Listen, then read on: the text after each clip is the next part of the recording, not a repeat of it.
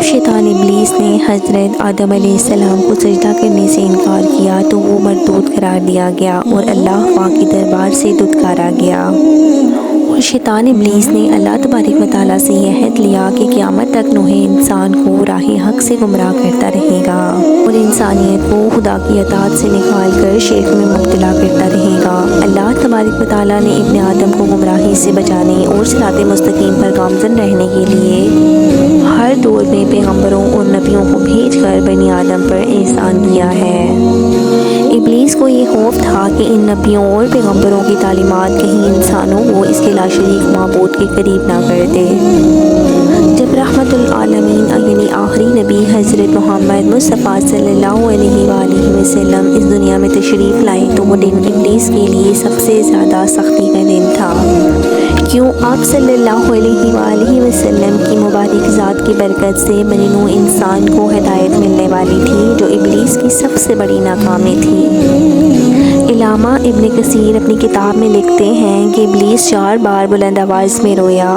پہلی بار جب اللہ تعالیٰ نے اس پر لعنت فرمائی، دوسری بار جب آسمان سے زمین پر پھینکا گیا، تیسری بار جب نبی صلی اللہ علیہ وآلہ وسلم کی ولادت ہوئی، اور چوتھی بار جب سورۃ فاتحہ کا نزول ہوا۔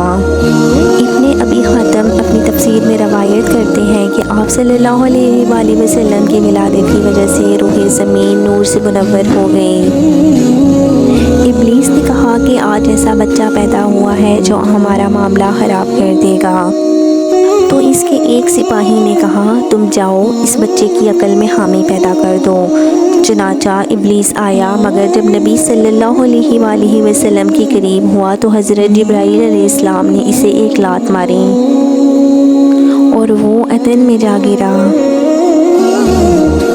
اسی طرح ایک روایت میں حضرت ابن عباس روایت کرتے ہیں کہ شیطانوں کو آسمان سے نہیں روکا جاتا تھا، وہ بلا روک ٹوک آتے جاتے رہتے تھے، لیکن جب حضرت عیسیٰ ابن مریم علیہ السلام کی ولادت ہوئی تو شیطانوں کو 3 آسمانوں میں آنے سے روک دیا گیا، لیکن جب رسول صلی اللہ علیہ وآلہ وسلم کی ولادت ہوئی تو شیاطین پر تمام آسمانوں کے دروازے بند کر دیے گئے۔